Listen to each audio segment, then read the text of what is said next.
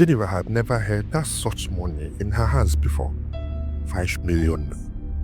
It was not sudden money. It was not luck. It was not borrowed.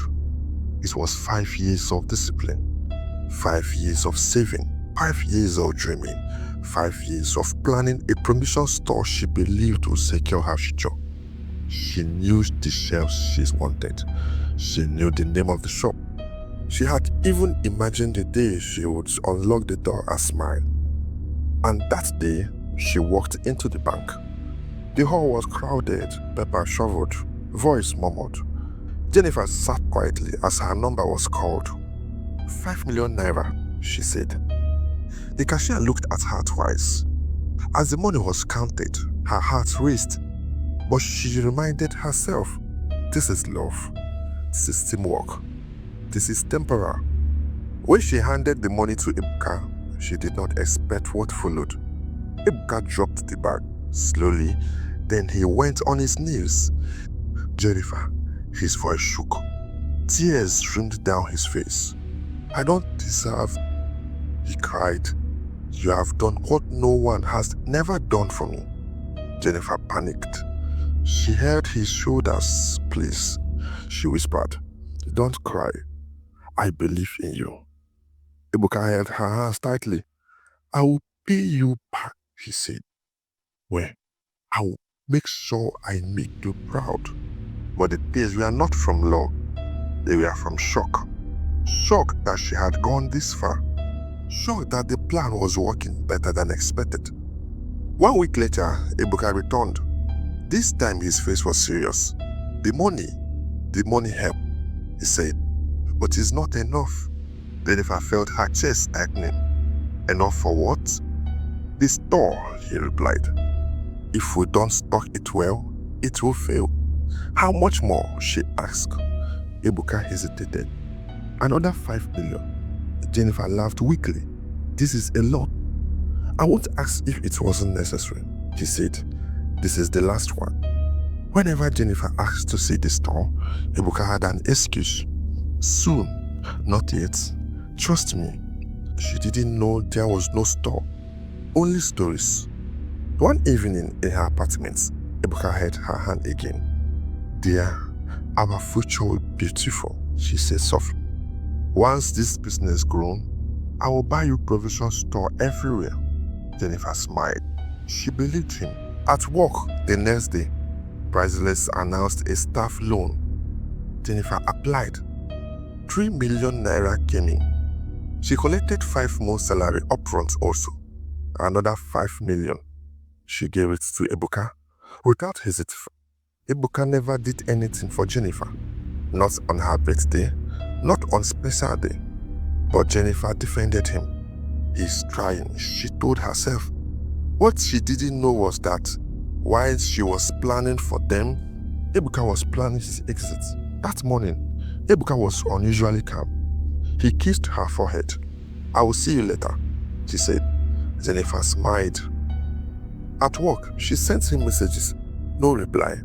By evening, she called. The phone rang, no answer. That night, she returned home. Ebuka wasn't there. His bag was gone. His clothes were gone. Some documents were missing. Her chest tightened. She called again. This time his number is not reachable. Her phone vibrated. A message came in. I did not plan for this to end this way. Please don't look for me. Jennifer's leg gave away. She slipped to the her knees weak. 10 million naira. 5 years of my sweat. 5 years of my suffering. 5 years of my sacrifice. One man gone. Jennifer sat there all night alone, and somewhere in the dark, a truth began to form. This was not a mistake. This was a plan, and this man she loved had just disappeared with her life. Jennifer cried until her body had nothing to give. She cried in the morning. She cried at night. She cried until her eyes burned and her chest felt empty. Days passed.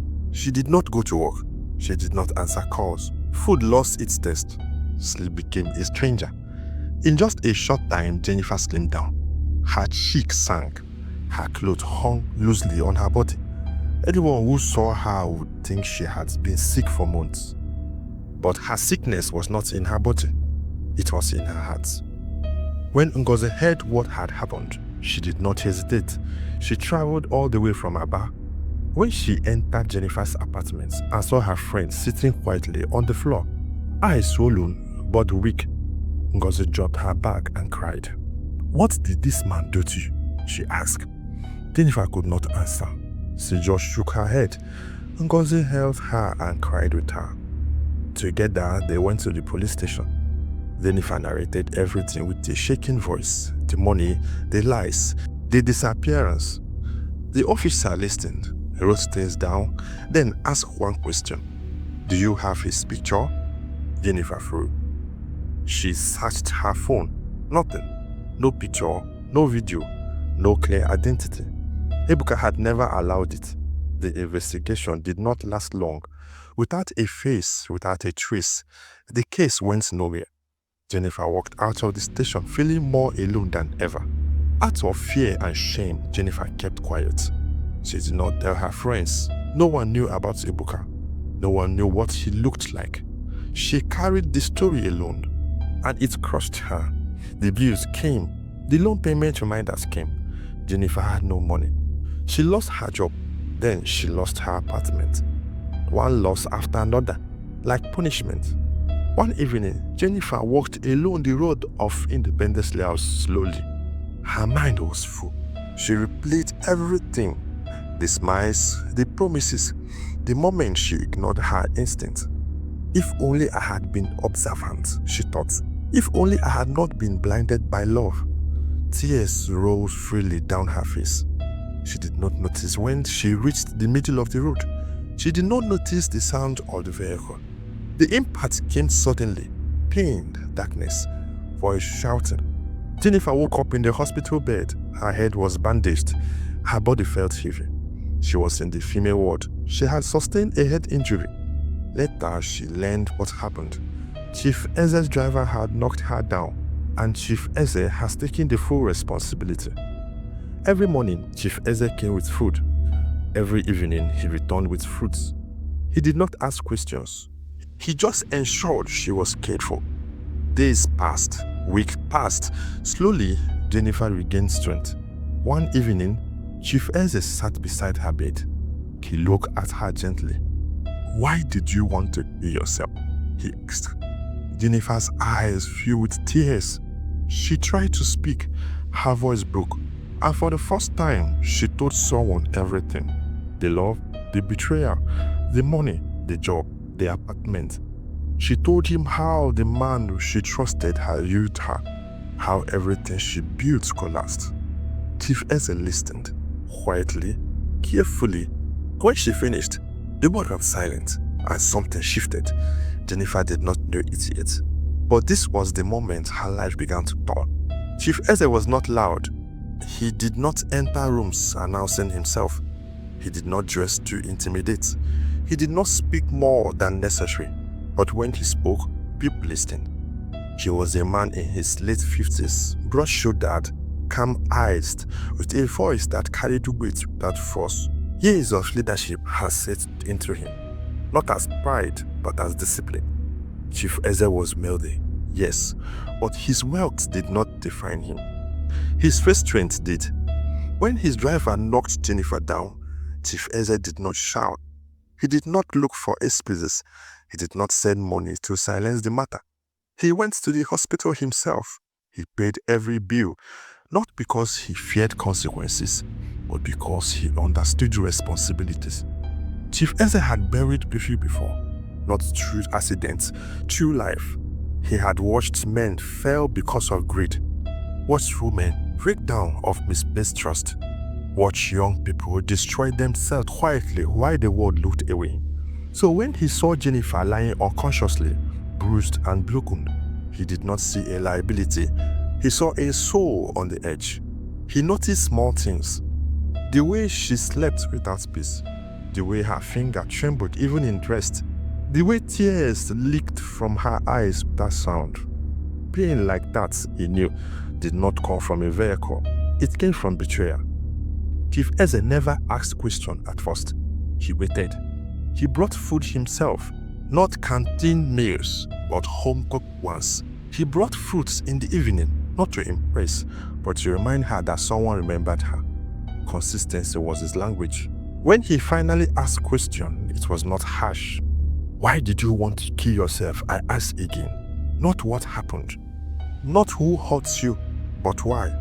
Because Chief Eze understood something most people didn't. People don't want to die, they want the pain to stop. As Jennifer spoke, Chief Eze did not interrupt. He did not judge. He did not offer pity. His face remained calm, but his silence carried anger. Not at Jennifer, but at the man who broke her. He had seen men like Ebuka before. Smart, hungry, careless with hearts. Men who mistook kindness for weakness. When Jennifer finished, Chief Eze did not promise revenge. He did not swear justice. He did something simple. You are not a foolish person. You are generous. Then he added, and generosity is never a crime. Those words landed deeper than any comfort. Eze had lost someone else, a daughter, not to death, to disappointment. She had trusted the wrong person, and it pained her. He could not save her then. This time, life had given him another chance. Chief Eze believed in quiet restoration, not public miracle, not dramatic rescue, just steady rebuilding, brick by brick. And as he sat beside Jennifer's bed that evening, one thing was clear in his mind. This woman would not leave his sight broken. Not again.